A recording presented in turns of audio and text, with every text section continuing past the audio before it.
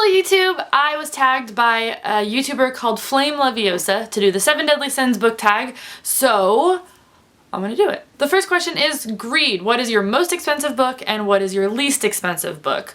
I don't really have any like special editions of books.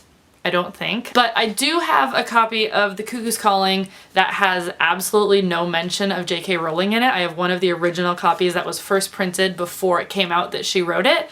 So there's no little like note here that says that Robert Galbraith is a pseudonym for J.K. Rowling. So I'm hoping that this will become my most expensive book someday.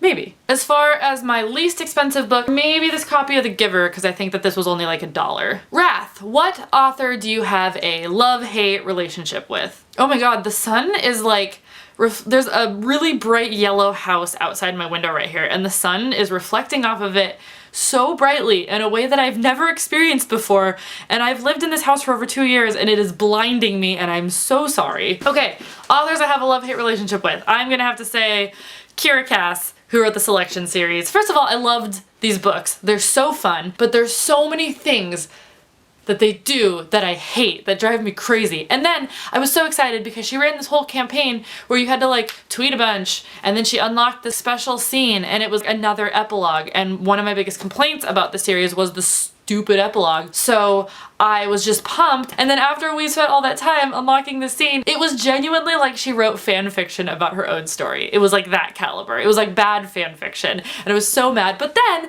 that was also accompanied with the announcement of another book, The Heir, and so it's just always hot and cold with you, Kira Cass. Gluttony, what book have you deliciously devoured over and over with no shame whatsoever? I'm gonna be honest, I'm not really a rereader. I spend so much of my time trying desperately to catch up and keep up with all the books that come out, and so I don't really ever find time to reread things because I'm always just trying to get through all the new stuff. I guess I'll have to say Harry Potter because it's the only series that I've really reread a bunch. Sloth, what book have you neglected reading due to laziness? God, it's so bright again. It's just like this beacon, just like shining in my eyes. Paint your house a more sensible color. Okay, the book that I've neglected due to laziness is The Casual Vacancy by J.K. Rowling. I know, it's the first book that she wrote after Harry Potter, and I really should have just like jumped to read it, but it's just so big and I just haven't read it.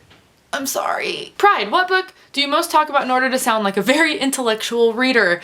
Well, I read a lot of YA. I have no shame about that. But when I really want to sound intellectual, I usually fall back on the books that I read in high school, like The Great Gatsby and Catcher in the Rye and Red Scarf Girl and Animal Farm and Lord of the Flies and To Kill a Mockingbird. All of those books are books that people, if they think that you just read it because you wanted to, think you're pretty smart. I mean, I did read them and I did enjoy them. They're just not books that I chose to read, but now being older and a more mature reader, I think that I probably would choose to read those books, but I definitely was not seeking those books out when I was that age. Lust, what attributes do you find most attractive in male or female characters? That's not really something I thought about when it comes to books. I sort of like, you know, there are definitely characters that I'm reading and I'm like, yes, this guy, or like, yes, this girl character is just like the best, and I had to sit there and think about it for a little bit. I think what I like is characters who have a mystery or like a secret, but that secret doesn't make them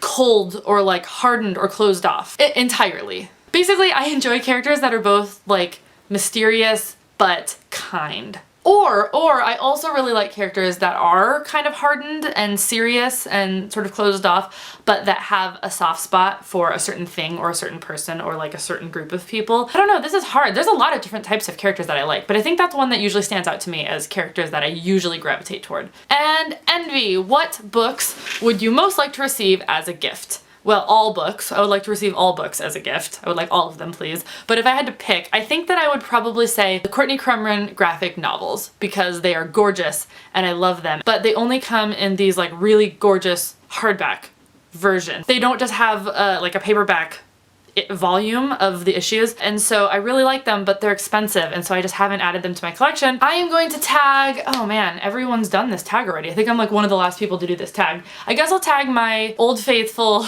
book buddies, Mallory of Sunshine and Jedi Juggler. Mallory and Emily are amazing, and they have been with me on this book journey, which has been great. So yeah, let me know in the comments down below if you've read any of the books that I talked about, if you've read Courtney Crumrin, or know what I'm talking about, and if you've read the new J.K. Rowling books yet, because guilty of not reading them yet. I know, I'm so bad.